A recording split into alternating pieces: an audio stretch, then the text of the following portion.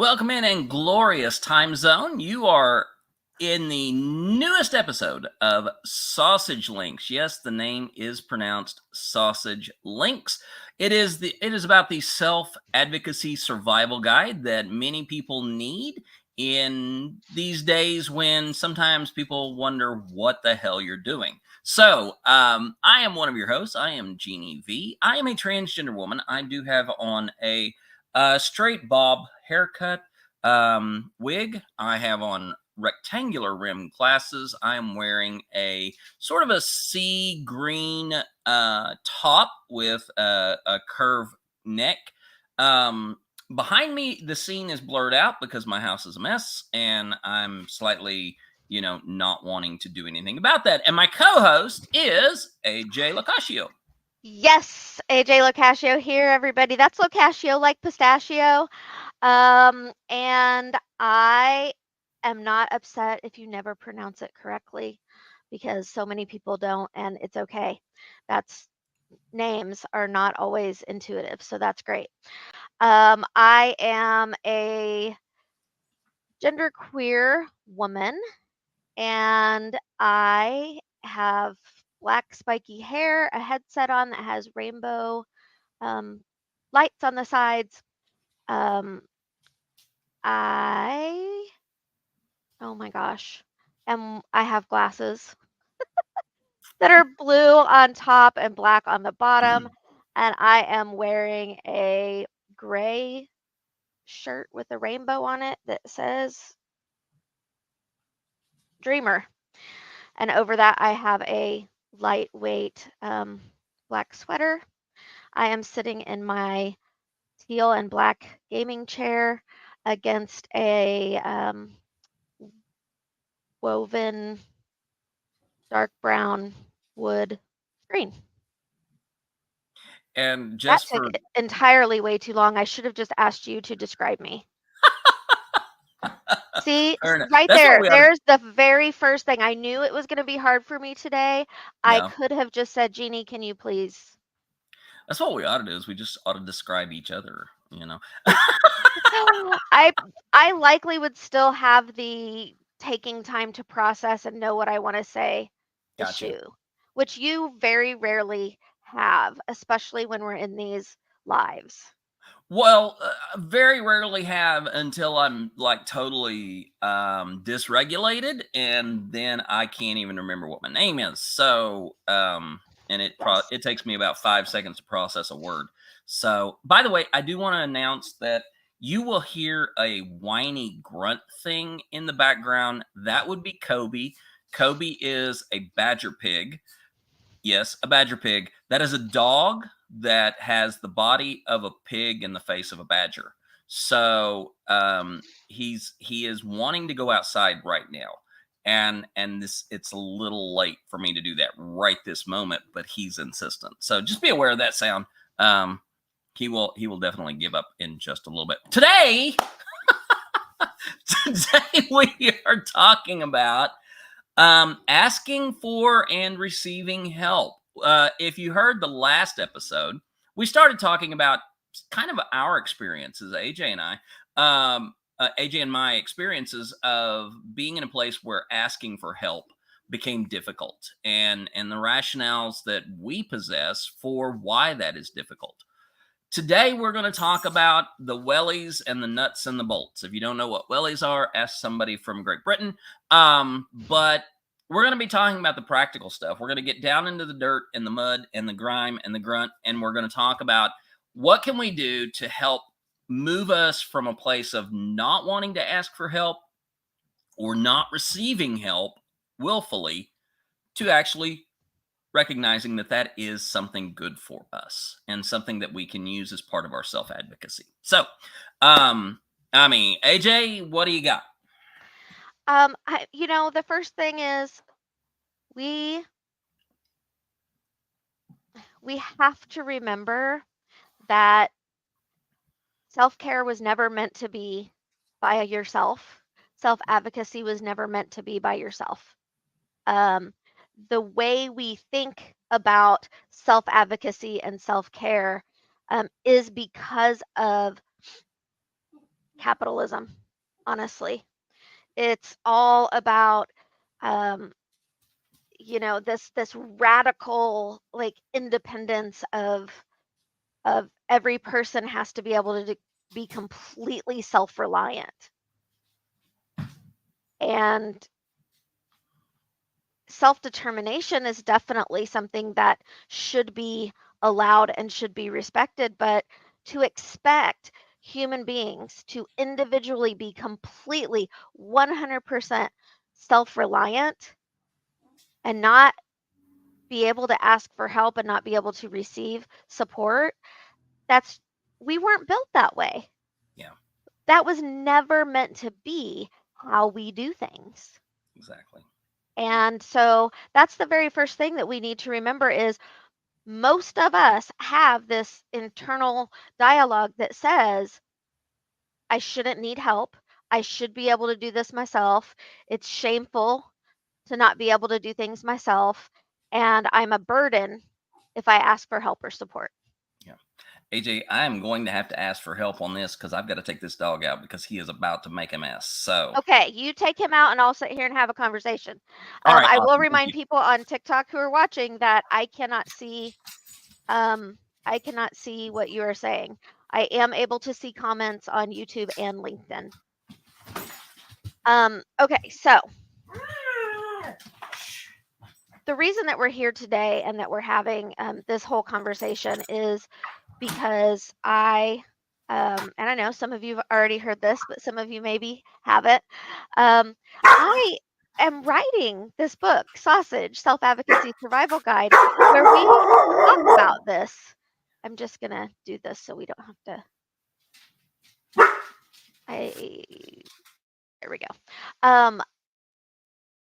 This whole book is talking about what we're talking about today. It's talking about self-advocacy and the need for community care and why community care is the most important thing. And I also want to be very honest and say this is something that's difficult for me. It is extremely difficult for me to ask for help and to need support. It's always been difficult for me. I've done a lot of work on that, and in fact, I've gotten better, a lot better, with asking for it for cognitive things.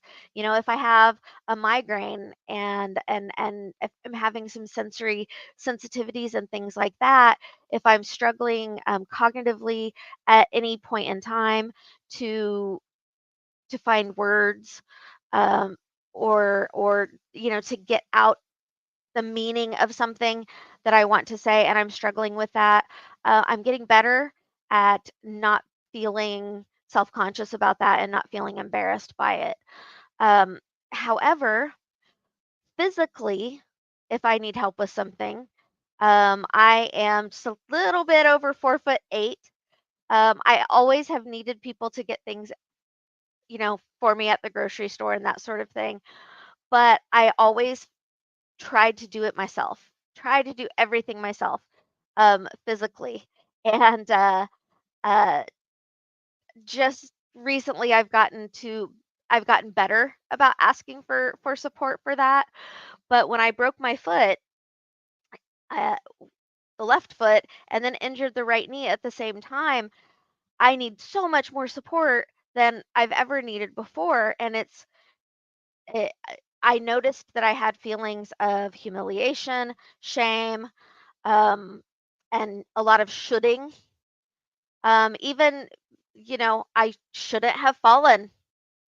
Shame on me for falling.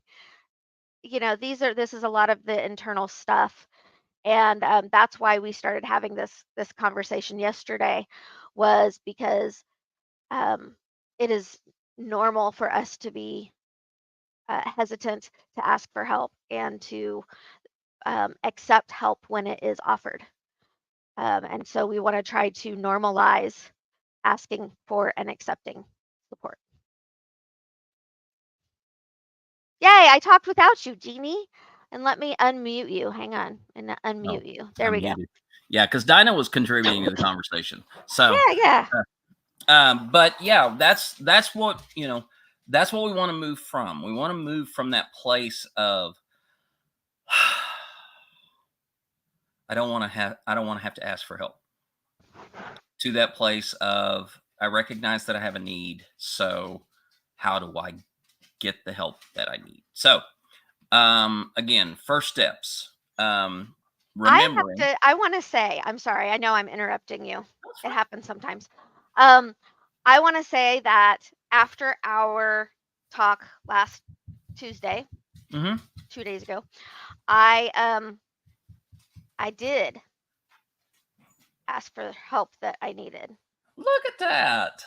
And you know, the thing is I could have done some of the stuff that I asked for help for. It would have Right. just taken a lot of energy for me that I just didn't have. Yeah. And it would have wiped me out, you know, so I didn't 100% need it. But I recognized that having it would be in my best interest.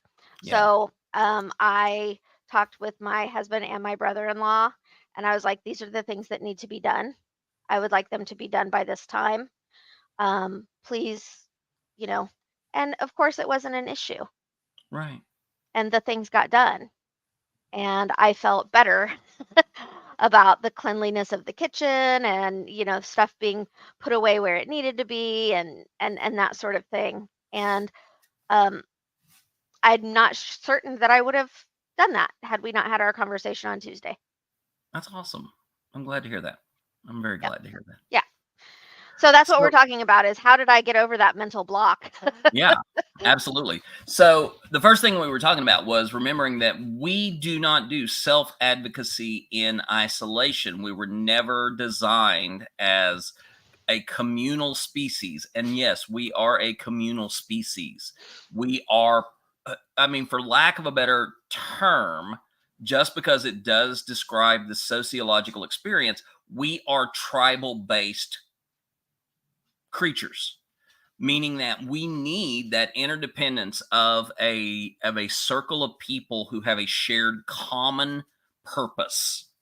Now, what that shared common purpose is up to the society that we're in to decide, up to the community that we are in to decide.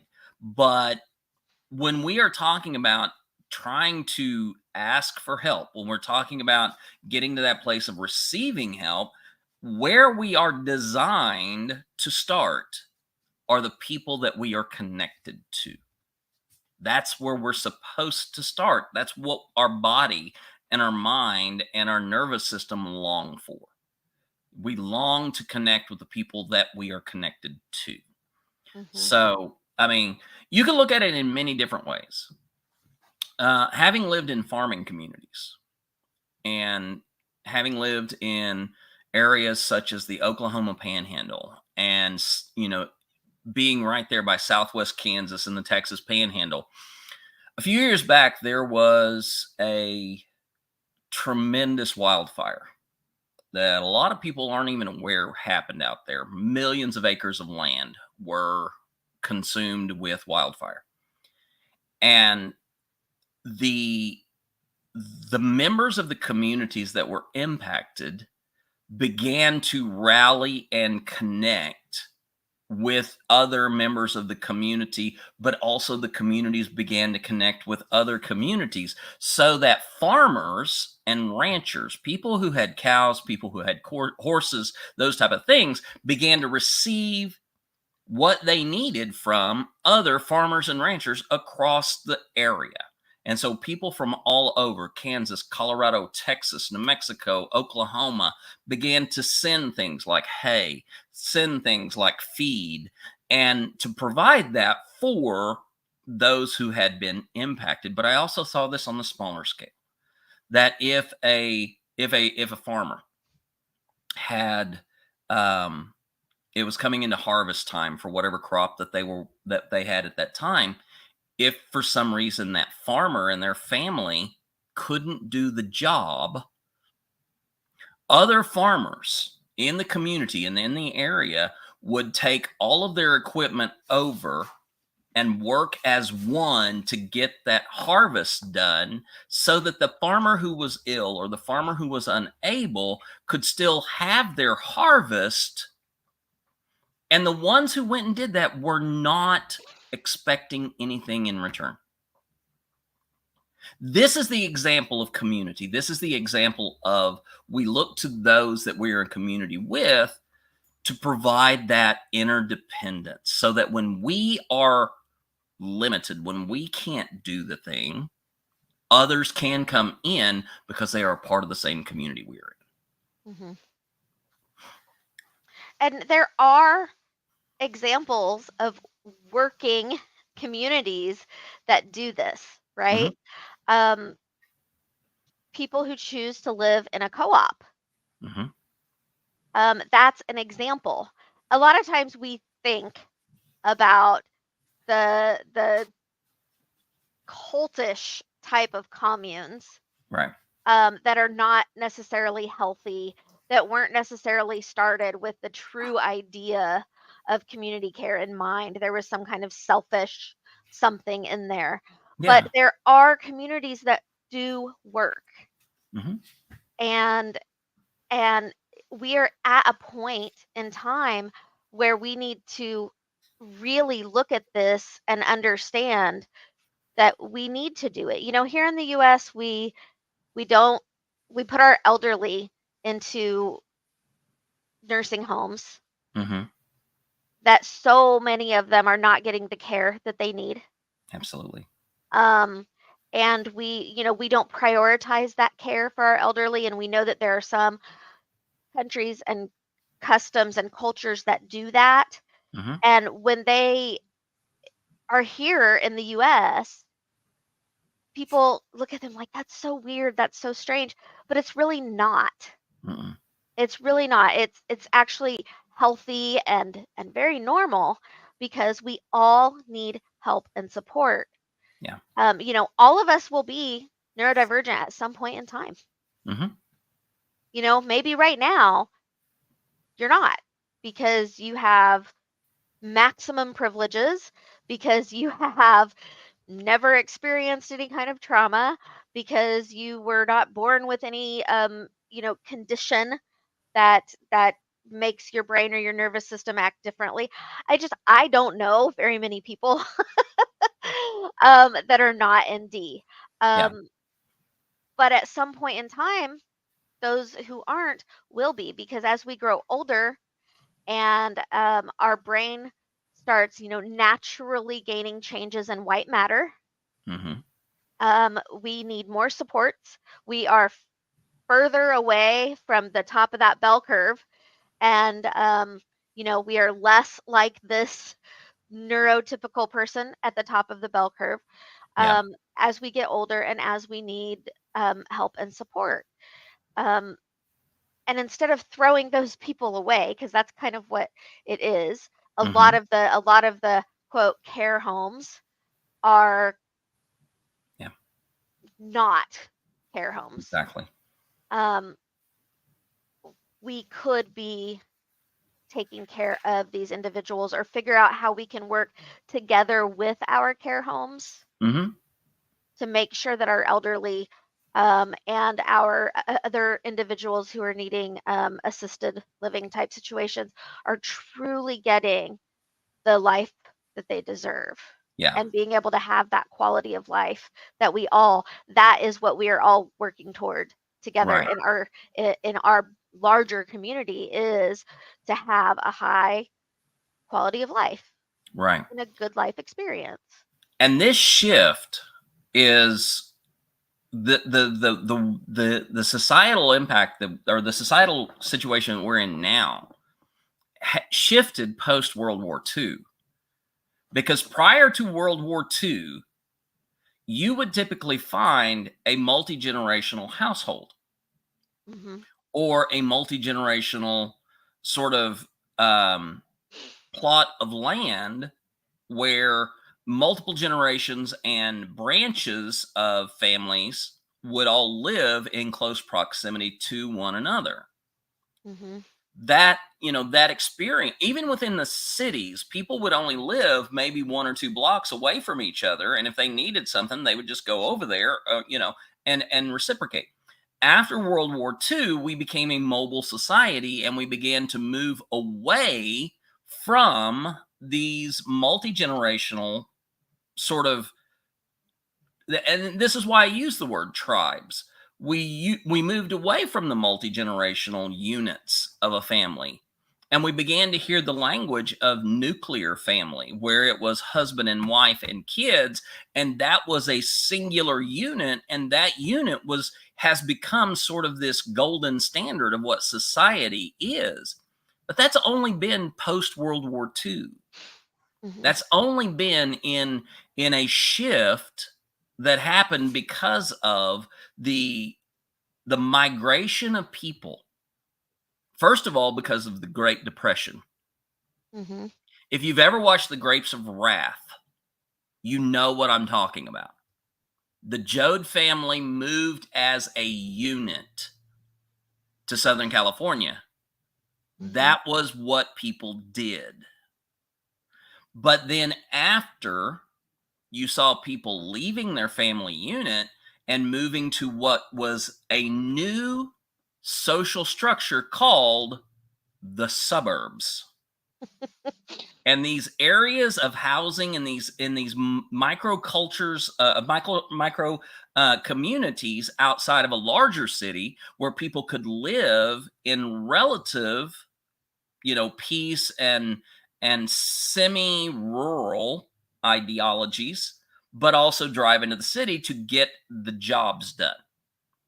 So you began to see the development of the suburban community experience, but you also began to see the isolation of neighbors. It started out with neighbors knowing each other's names. By the time we get to the 70s, that has diminished greatly. Now here we are in the 21st century. We're in the 2020s, and the majority of people who live in a suburban or an urban context do not know any of their neighbors. Yeah. And many cases, they have not seen their family, their extended family, cousins, uncles, aunts, moms, dads, grandparents in quite some time. This was all post World War II. It was a gigantic shift in the idea and the understanding of community. Why do we feel alone? Why do we feel like we're struggling to get help? It's because we live in a society that has emphasized individualism and independence, forgetting the past of interdependence that we were built upon. Yep. And let's be honest, that has facilitated authenticity. Because as we have moved away from an area where we are forced to trying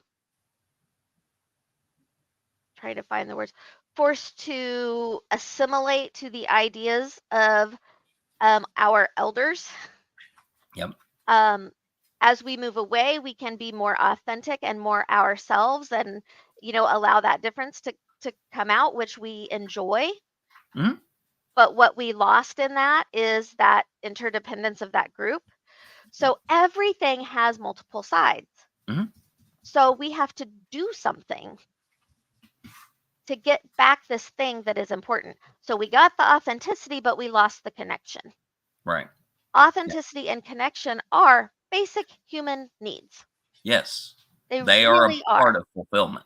They really, really are. Exactly. They're a part of fulfillment. And so we move away, and now we've got family. We make friends and we make community with people, and those are our new family. Right? Yeah. And that's okay. If you need to move away from something that is destructive because you're not allowed to be authentic, that's fine. Yeah. But you have to be aware of that loss of connection and take active measures to replace that. Right. And that's where many of us get the feeling of loneliness, the loss of hope, because we struggle to find that connection. Yeah. And most of the reason, most of the reason we struggle to find that connection is because we're embarrassed to go looking for it. Yeah. So, I mean, the very first practical step in asking for help or even receiving help is looking for and recognizing. There we go. Looking for and or recognizing that you are a part of a community. You are a part of a group of people and you have an interdependence with those people. They are a part of your life. You are a part of their life. And that right there opens the door to being able to ask for help, but also to receive help. Yeah. Lee says, I think it was a double-edged sword. More women went to work and they were the carers of the family. So yeah, gender roles became very shaken in that time period. All right. So the first step, community. Can we give an Finding and example? or accepting. Yes. Can we give an example? Because, oh, sorry, my camera is moving all over the place. Um, No, you are moving all over the place. The camera is okay, staying where it is, I am. AJ. I am struggling a little bit to not move a Yeah, lot this morning, but I know that when I move, my camera goes blurry a little bit, so I'm trying not to. I have this, there you go. but if I put it up here, then the camera likes to move with it. So okay. Um, Recently, you moved several times. Yeah. Each time we talked about you moving, the first thing that you did was research community Hmm. because you wanted to find community where you Yeah. were moving to. You knew that that was important for you. Can you talk a little bit about that? Because that is such a great example of self advocacy, understanding the need for interdependence. Yeah. Circumstance forced me to move. And the circumstance is that I had no income and I was homeless and I was relying on the kindness of people to open their home to me and my dogs. And so I didn't move just within a town. I was moving, I moved between states multiple times. Um, the first time that I moved was in 2020, and I had just had my community ripped away from me. As a United Methodist pastor, I had come to rely on the United Methodist Church and the connection of people within it. And they were a huge part of what it meant for me to find help and support. And I was exiled from that. I was dismissed from that at multiple levels. So I went looking for community, and it didn't show up because it was COVID. There was no community. Having lived out in the Oklahoma Panhandles, I'd learned to rely on virtual community, and so that's what I did. Is I turned to virtual community as my only source of support and connection. Started with the platform, the Transverse, and then TikTok. And so, I've kind of relied on that. Then my circumstances changed. I lost my disability. Um, I moved to Minnesota, and people are like, oh, Minnesota will be so much better than Arkansas. Except the place where I got to was not in the more accepting part of the state. It was in southwest Minnesota, which is very rural. In fact, it was a lot like southwest Kansas.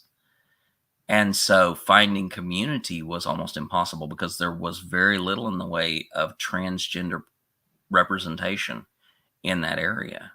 And, I was just really struggling to find anywhere to belong.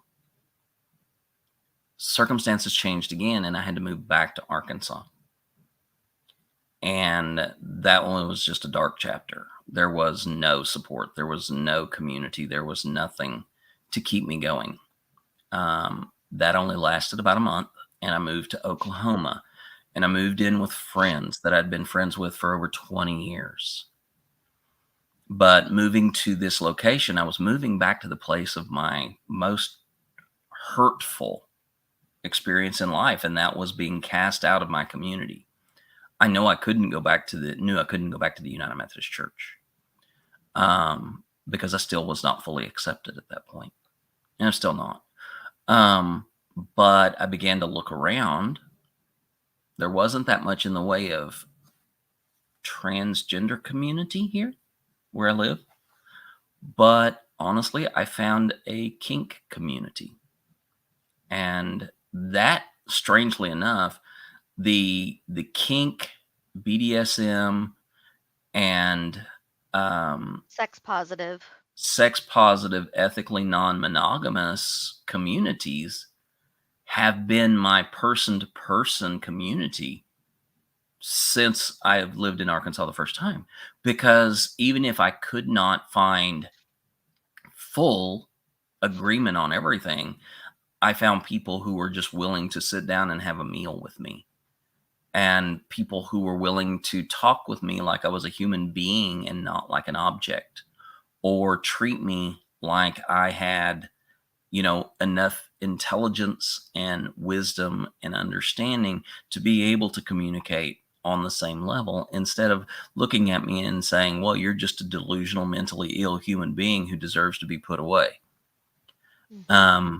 And that's where I've found my saving grace, was in the sex positive, kink positive, and ethically non-monogamous communities. And it's been rough at times, but also it was the only group that I could find that would provide me the support. And at times that's paid off in huge ways.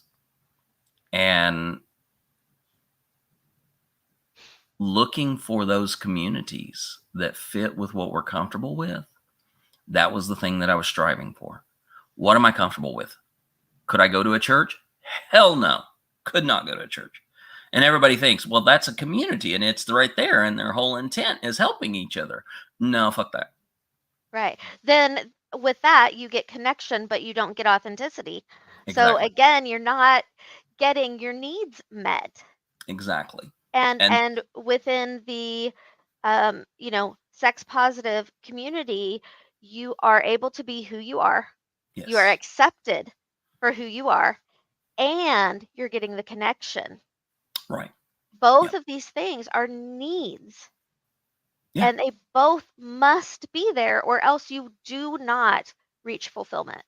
exactly. And by the way, before anybody, comes in here and judges the statements that I'm making, my being a part of those communities was not about sex. It was not about sexual activity. It was about connecting with people in a more meaningful way than I've experienced anywhere else. And since I've been a part of those communities, I have found more acceptance. I have found more people who are willing to say, you know what, you are different than me. We look at things differently than one another, but at the same time, we share this thing, and therefore we can sit down in this space at this time and we can talk about things that do not have to separate us. Instead, we can talk about the things that we share in common. That's why, give me a community of people from the BDSM world over so many of the traditional models of community that we're aware of. Yeah. Now, let me make a caveat statement here. Yes. There is still micro communities within the BDSM community that are not safe, not anti-racist. They're still there's a relatively large group, and this is the one that most people think of when they think BDSM. They think the 50 Shades community. Right. And that is people who have a lot of money, Mm-hmm. people who have a lot of privilege, Mm-hmm. and it's highly white. Yes. And also significantly mental ill without getting help because Yes. of the privileged position that they've had, that their money could fix their problem whenever they needed it to.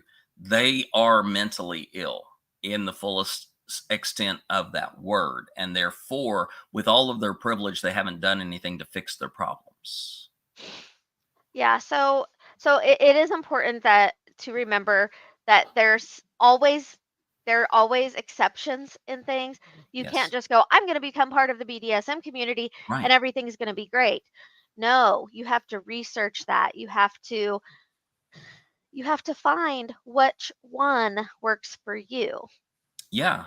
And I have three communities that I'm a part of right now. One here where I live, one in Oklahoma City, one in Tulsa. And of the three, the one in Oklahoma City is the one that most fits with me, but it's also the least accessible for me. And so, I have to make some concessions for the one that is closer to be able to find that community. And yeah, there are people who are problematic.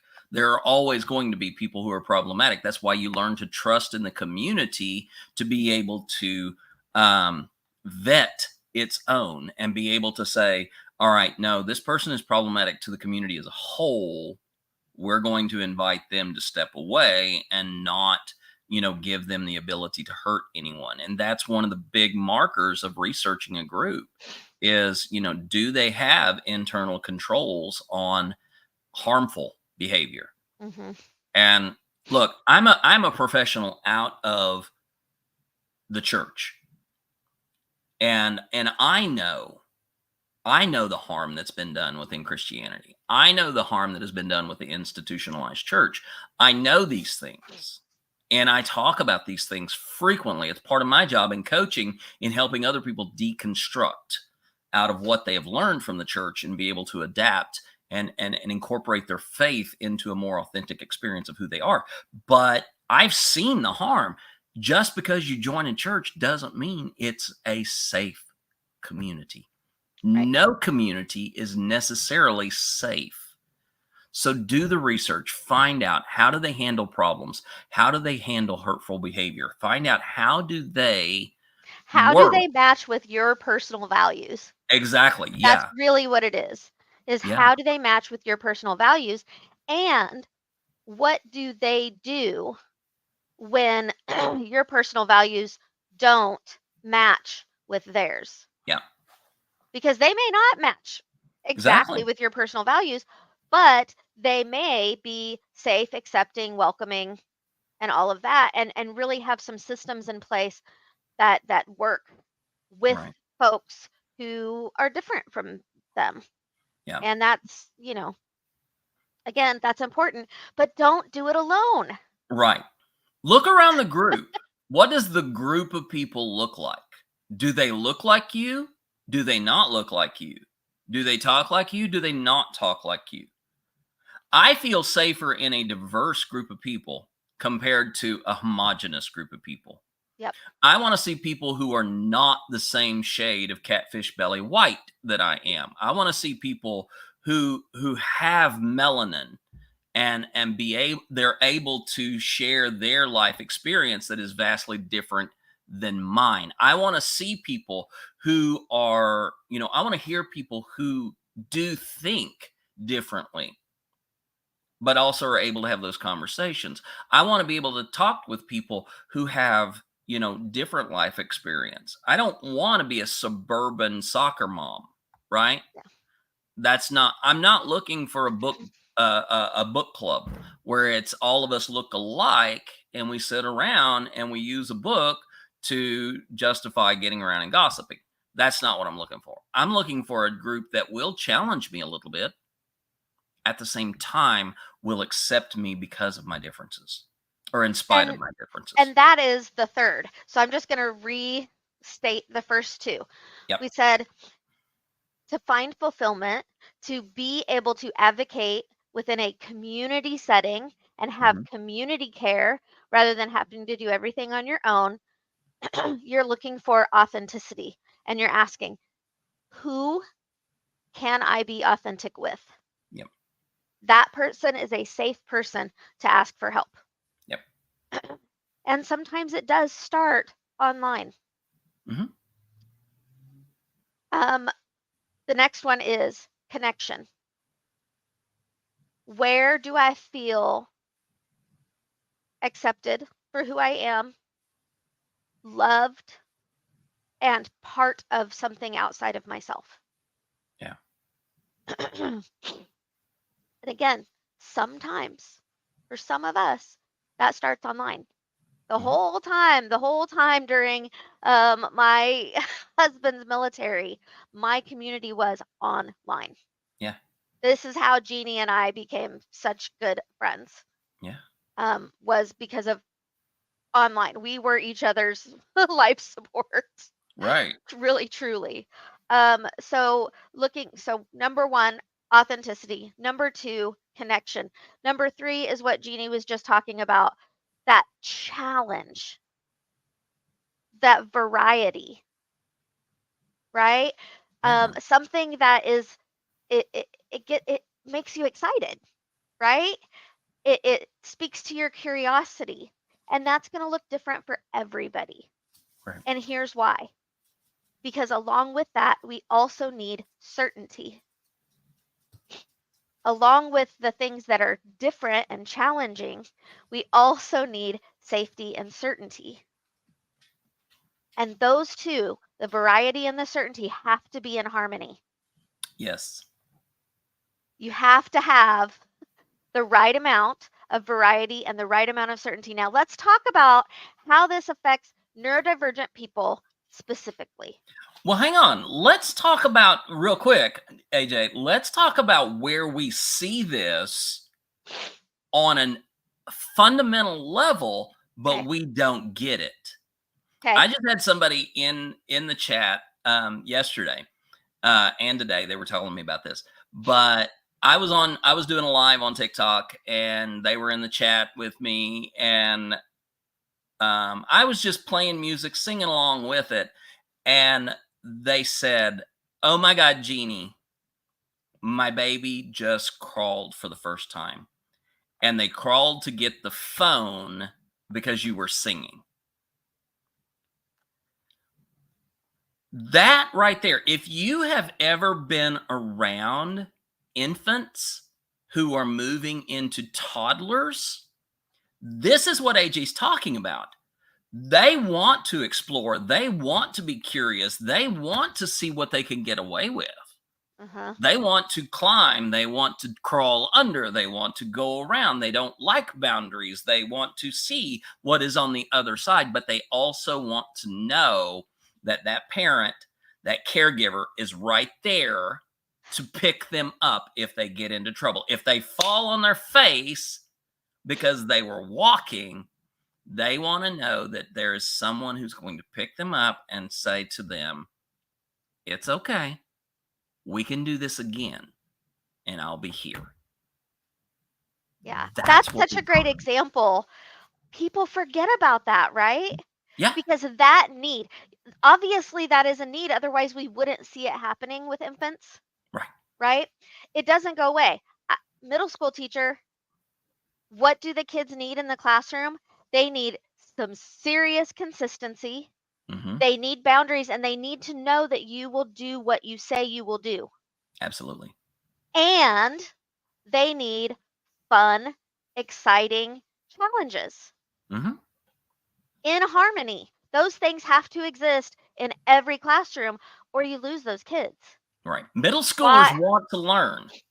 Middle schoolers want to learn. Do not fall into the trap of saying, "Well, middle schoolers are just hormonal, transitional, crazy people who can't sit still." No, Yeah. they want to learn. They want to discover. They want to do these things. But if you're not engaging them in that safe environment and fulfilling their curiosity at the same time, if you are just enforcing a safe environment and Yeah. saying we are all going to learn the same way, you're not going to keep their interest. If you're only Yeah. feeding their curiosity, it's chaos and they will never learn anything. Those two things have to be partnered together. Yep. They have to be in harmony. And the same thing happens in the workplace. It Mhm. happens in our families. It happens, you know, it happens everywhere we go. Yeah. I'm kind of chuckling because my husband and I have a lot of conversations uh, and negotiations because he's a turd. He's kind of a brat. Mm, kinda. And and he needs to be allowed to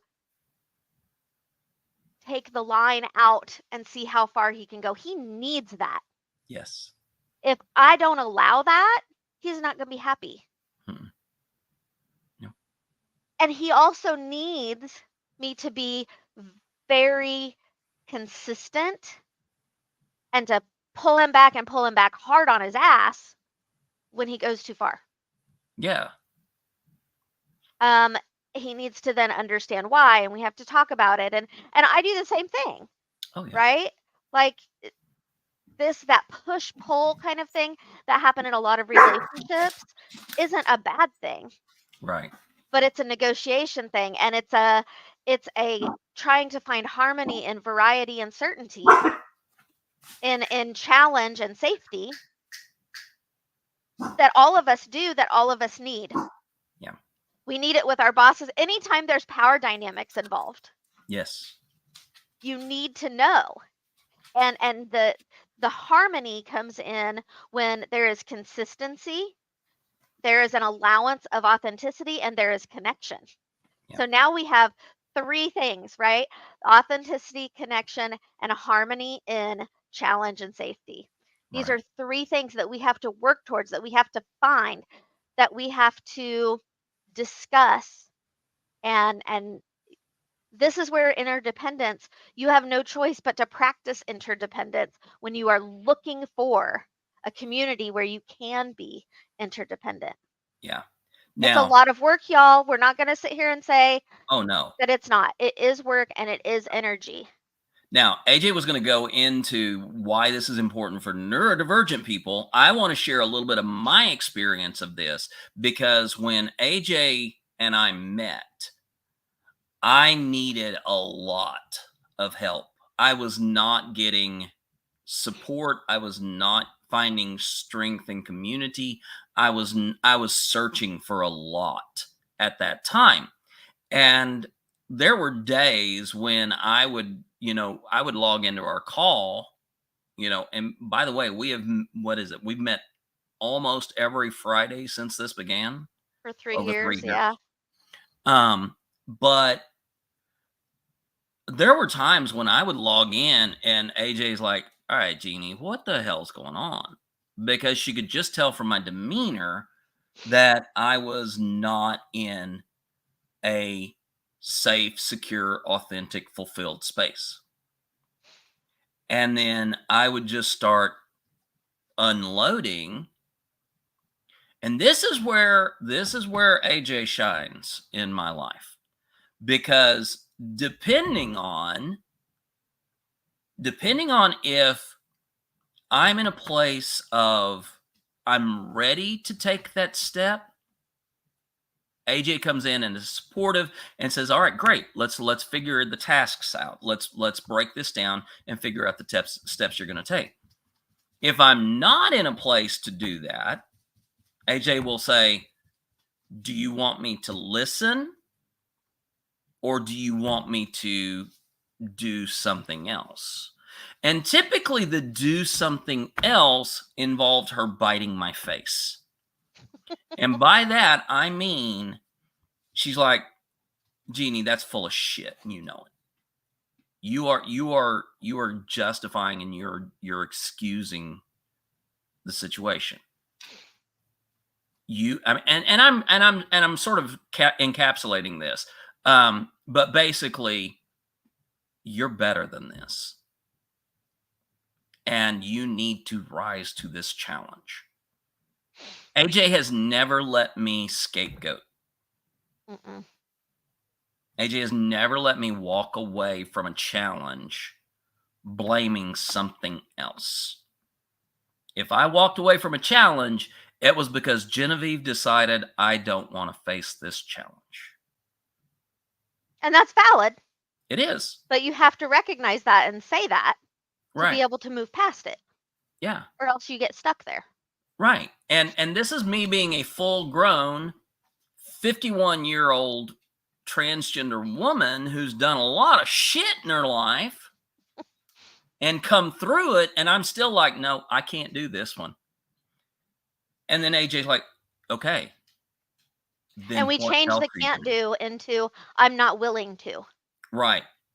But also, what are you going to do instead? What are you going to do in place of this thing you don't want to face? Yep. And that is, for me, as a neurodivergent woman, important. Because that community is going to say, all right, you look like you're ready for the next steps. Here's let's work on these together. Or we're going to be here and we're going to listen, and you're going to be free to say whatever you want to without any judgment. Or look you in the face, bite you in the face, push you and say, are you really wanting to walk away from this? And then if they are, offer up those alternatives. What can we do instead to get you moving? Community care provides the resources for all those steps that Genie was just saying. Independently, I can do this for Genie, but doing it for myself, self-coaching, there's definitely a certain amount of self-coaching that I do. There's a lot of self-coaching that I do. And then but ultimately, I need to go to Genie, or I need to go to Jessica and or Sarah or Sheldon or whoever, whoever has the skills in the area where I need support. They're a resource. Yeah. They help me utilize the resource that is them or something that they are connected to in order to grow, which, by the way, is the fourth thing out of this fulfillment, is that personal growth. Right. Instead of stagnating and being stuck. Because when we stagnate and we are stuck, that's when we are truly victimized. Yes. Okay? And this is not positive psychology BS. We all no. have the right, and we must, absolutely 100% must, go through the stress response cycle. And part of that stress response cycle is sitting and feeling those emotions. Yeah. Absolutely do that. Please do that. Sometimes the resource that I need is sitting in those emotions. Yeah. Hey, Genie, okay, I'll be honest, I'm not good at emotion. Yeah. My first go-to emotion is usually anger, and I will sit in anger rather than feel other things that are uncomfortable. So I'll talk to Genie and I'll be like, I don't know what emotion I'm having. I can't feel it. I can't define it. I could do it for you, but I can't do it myself. Here's what my body is doing. I think this is what's going on. And that's where Genie's a great resource for that for me. But I can't do that by myself. Right. So I have to go to somebody else. But we have the case of just, what was it, 2 days ago, when you put a message and it's like, I am feeling this today, but I look cute. I'm feeling this, but I'm having euphoria over my appearance. And I'm like, what do you need? What can I do to be a part of this? And AJ's response was, I just need to sit in this. Yeah. And sometimes sitting in it does mean not having someone around you because you're not quite sure what you're in the midst of feeling. You're not real sure what it is. And you do need that time to sort that out. Yeah. I mean, there have been plenty of times when I started off thinking, okay, I am this emotionally. And then over time, it's like, oh, I wasn't that. I'm never angry. I'm never angry. Anger is never the primary emotion. Anger For is you, maybe. for me, right? For me, it's never anger. If I am angry, it's because of something else. It's fear. It's not feeling connected. Mm-hmm. It's that kind of hopelessness. It's always something else for me. But Yeah. when I'm angry, I know that there's something going on that needs to be, there's that self-awareness, of course, but that self-awareness can only happen through speaking with other people. Yeah. So when we I'm get not to sure who my LinkedIn user is. They're saying, "Hi, AJ, hi." um, so when we get to the grow aspect of this, now for my coaching, there is a very crucial part of this. AJ, I think it's crucial part of yours, but you don't explicitly lift it out. But before growth can happen, there has to be deconstruction. You have, and this is what's important about the age that we are in right now and the language of deconstruction.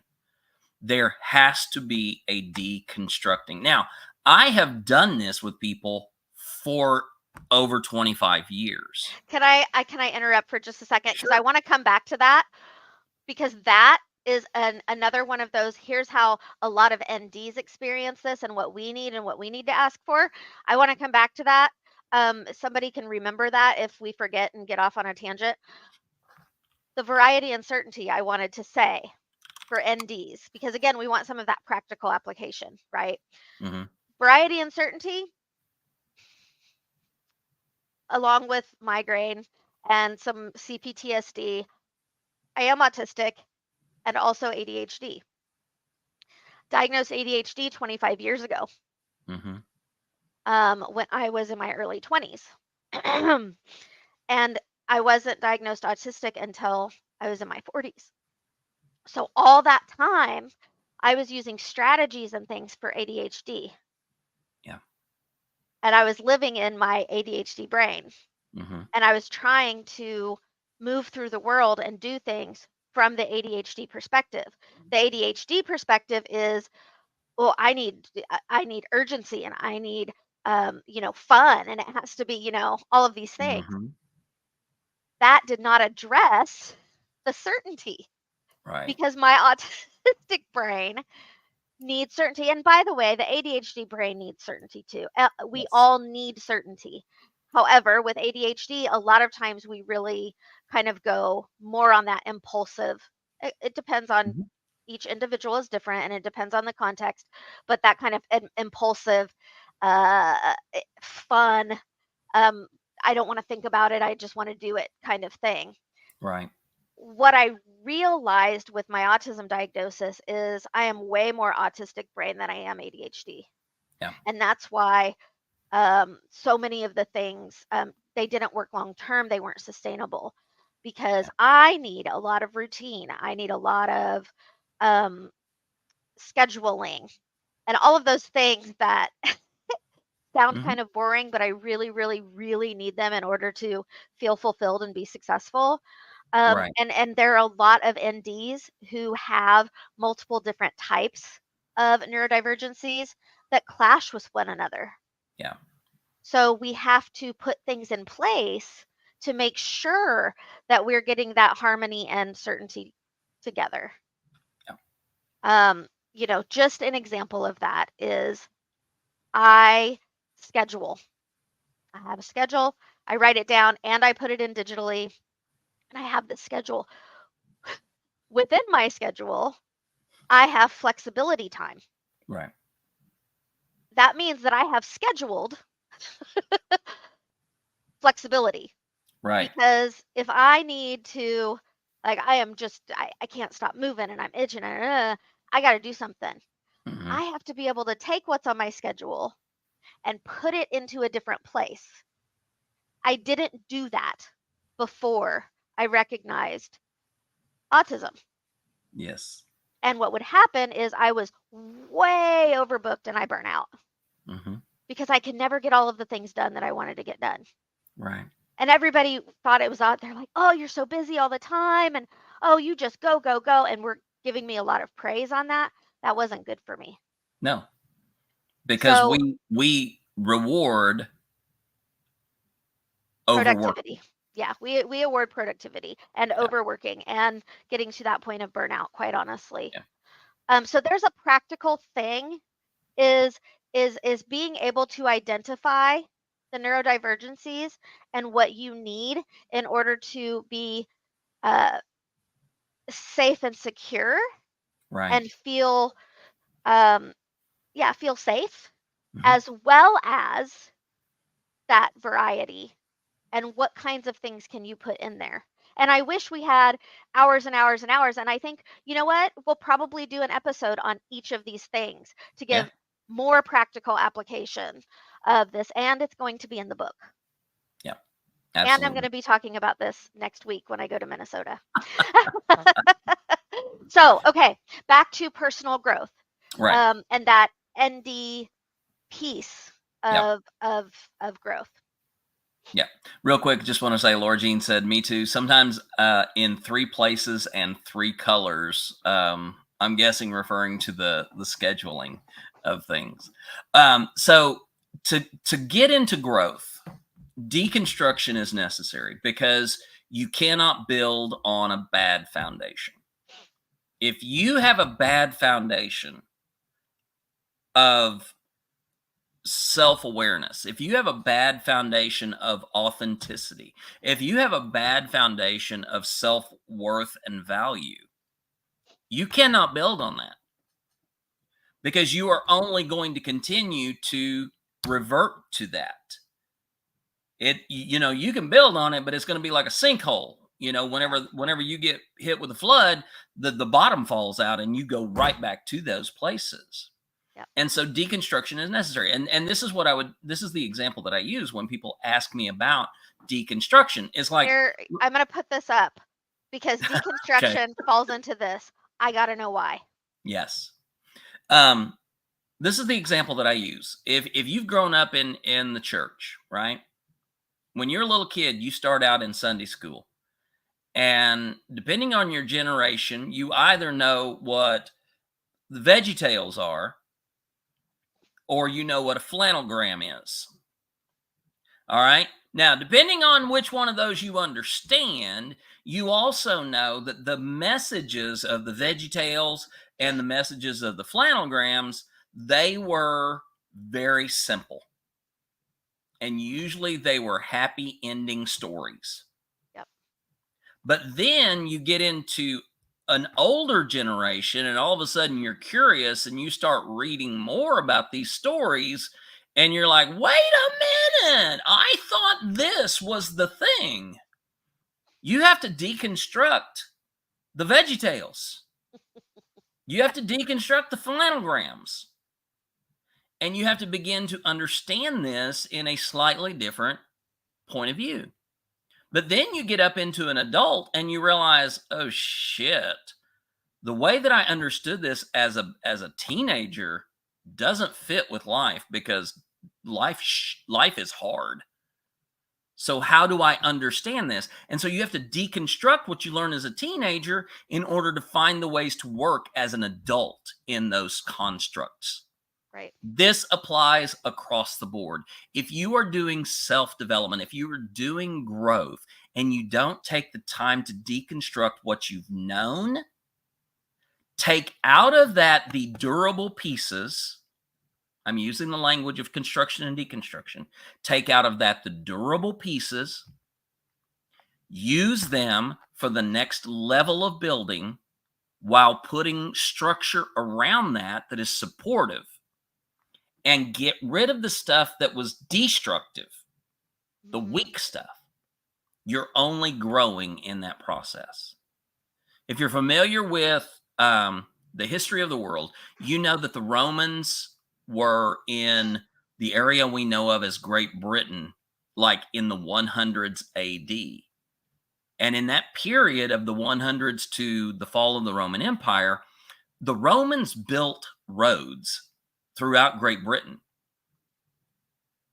Now, those roads became really pointless as cities and communities grew up. But people would go and they would take the stones from those roads and build fences for their livestock. The road wasn't any good anymore, but what the road was built from was, and it was Mhm. useful. And people built fences that helped them to do the thing they needed to do. That's deconstruction moving into growth. Right. And this is why there's a huge difference between traditional therapy Mhm. and coaching. Yes.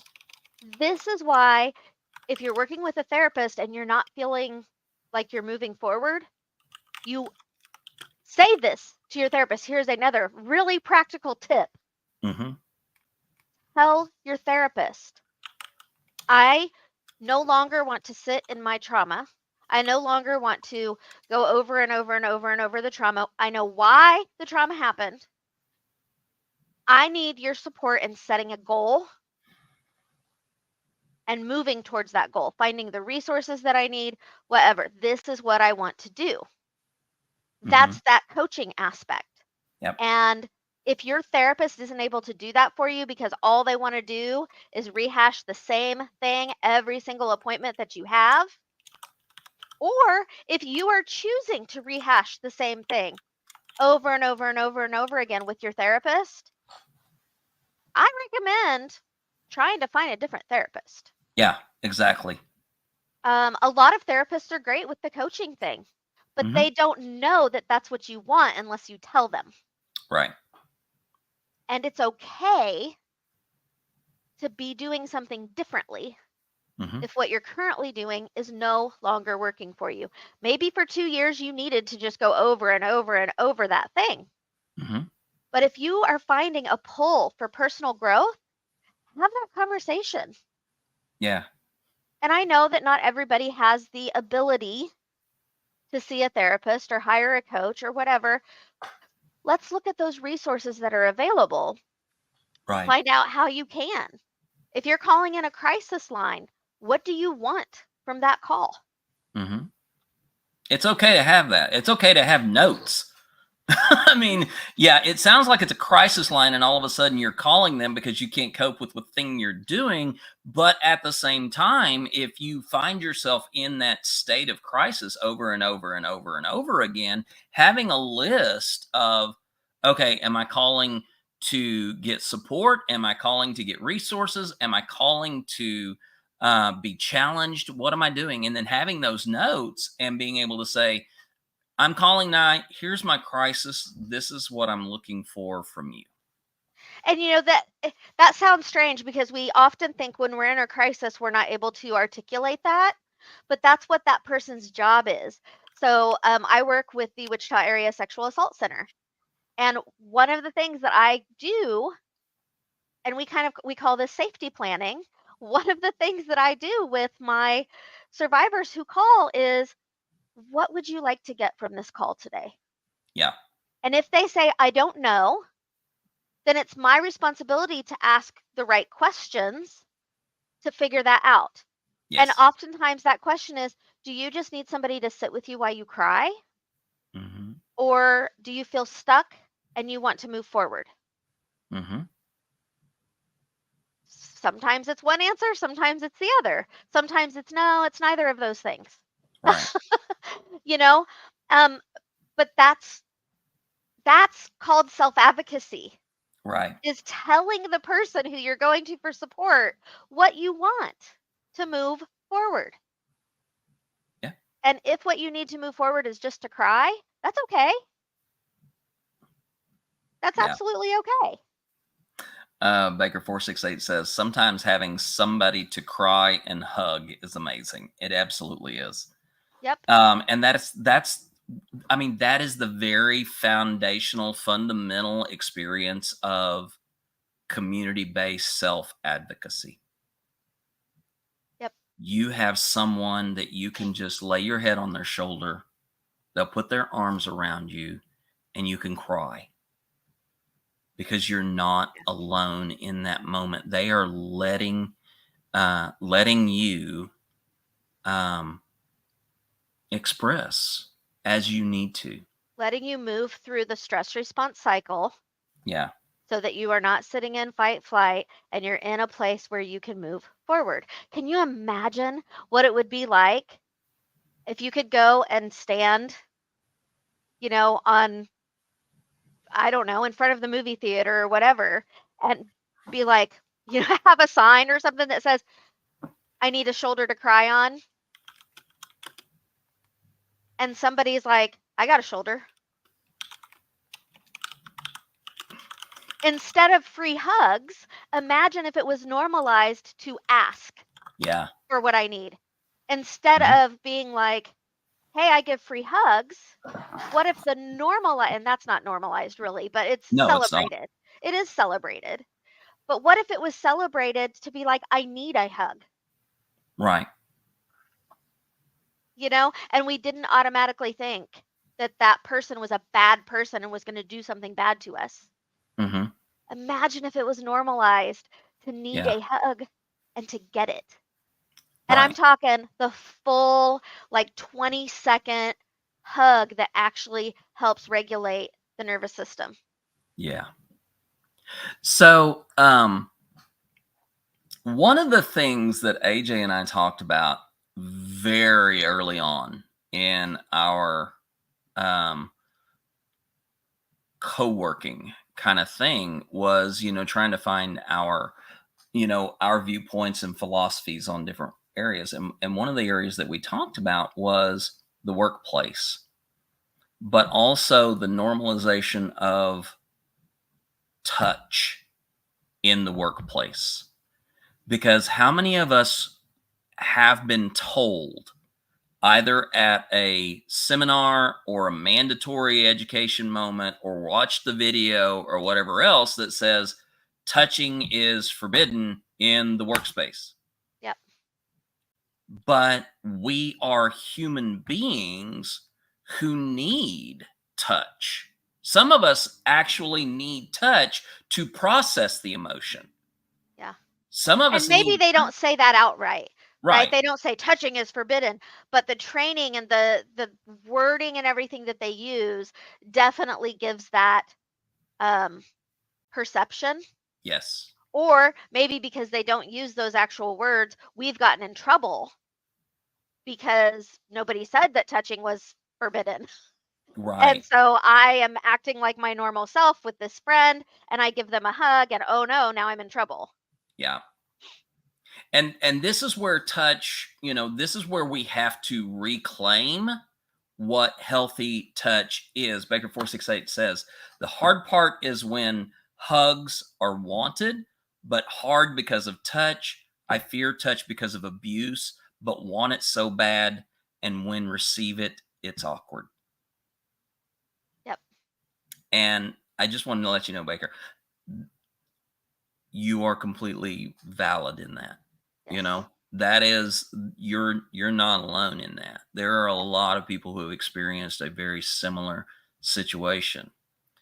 And in a sense, the craving and the fear, they sort of cancel each other out. Yep. And quite honestly, that's what we're talking about. That's, this is the idea, because touch is something that is a part of a community. Yeah. And And we tend to respond to the fear more than we respond to the craving. yeah, In this instance, for most people who experience this. yeah, I know there are a lot of other times where maybe we go toward the craving, but for most people who experience this, they tend to respond to the fear and just not have touch. exactly. Now, what's the answer to this? Stopping abuse at every level. But that's not realistic. Yeah. Um, so That's where what else? it's where we go back to that um all four of those things that we're talking about actually: authenticity, connection, challenge and safety, and personal growth. This is where you may have to take some very specific steps to Yeah, work with one person or a group of people to get to a place where you feel safe Mm-hmm. enough to experience something that feels awkward. So there's your challenge. Yeah. And we do that by building the connection in a space where we can be authentic. Right. All of this has to be together. This is why so many folks do not feel fulfillment. Yep. And the one of the areas that I am very, I'm a huge advocate for is platonic touch. Yes. Let me hang on, rephrase that. Platonic, intimate touch. I don't mean intimate in the way of sexuality. I Mm-mm. mean intimacy in the way of the barriers are not as rigid, and you allow those touches in such a way so that you feel affirmed, you Yeah. feel connected in that moment. Now, that does not mean, sex. It doesn't mean kissing. It doesn't mean those things, but it can. Yeah. That's But negotiated, it's context specific, exactly. all of that. But um and I think that girls tend to do this for each other more. Yeah. And that is they'll sleep in the same bed, they'll cuddle on the couch where they're watching a movie. And in our society, we have said it's bad for two people who are not the same sex to, I mean, come on, people who are the same, gender can absolutely still be intimate and sexual Mhm. and all of that. So it's just silly when we think about it, honestly. Um, but two people can have a friendship where they cuddle, where there's some intimacy without breaking boundaries Mhm. that they have set up with an intimate partner or Right. a spouse or whatever. Yeah, and so, building, Baker 468 says, I think the fear stems from fear that every touch leads to sex. And that is absolutely what society has ingrained. Laura Jean And says, possibly also the experience that you have had. right, right. But Laura Jean says, hence the fist bumps. Um, but this is one of the things that we can't just go in and say to society, touch is a necessary part of our life together. Therefore, we got to get over this. No, we don't. No, we don't. Um, we don't need to just get over it. We need to find out why those barriers to touch are there. We need to find out why those barriers to intimacy are there, and we need to be able to grow into that level of intimacy, whether it is physical, emotional, mental, spiritual, sexual, whatever that level of intimacy is. We have to slowly grow into that at our own pace. Yeah. And we have to we have to do the work, the personal work to do that and ask for help from Yeah. others in our community who we see as mentors and who are modeling that. And now I'm going to move into the very last one, which is contribution. Mhm. People who have already done the work now can, based on their own energy levels, can be the support, the mentors who are now supporting those people who are going through the personal growth. Yeah. And this is a cycle. I'm not every day in every activity going to be a mentor. Right. Sometimes I'm going to be learning, other times I'm going to be teaching, supporting, whatever we want to call it. Um, but if I am never contributing, if I am never doing something that feels like I am contributing to my community, I will not be fulfilled. Right. So that's another practical application that you can do is ask yourself, how am I contributing? And instead of letting outside tell you how you're contributing, we need to understand what contribution is to us. Yes. What feels like contribution, because I could go to work every day and make money Mhm. and maybe not feel like I'm contributing. Yes. That's how I know I am not going to do this job. Mhm. Or I'm going to go, I'm going to do the job. At the end of the day, I'm not going to think about it anymore. And I'm going to go and I'm going to choose to spend my energy elsewhere. Right. I tell people that I work, but I don't have a job. Yep. I don't do a thing in order to get compensated for that thing financially. I do a work that is meaningful and purpose filled with me. So this is why, this is why Sausage Links and Indian NO and my TikTok lives and the news that I do and the coaching that I do are so important to me. I work in a lot of different fields, whether that is media and being a face for Umbrella US, or it is, interpersonal dynamics and coaching or interviewing, or it is researching the news and broadcasting, or it is interpreting and teaching and educating. I mean, I work in all of these different areas. Tell me a job that allows you to do all of that and help you be fulfilled in the process. If you can find one, I'll seriously look into applying for it. But Yep. the reality is that sometimes having a job is more about the paycheck than it is about the fulfillment. Yep.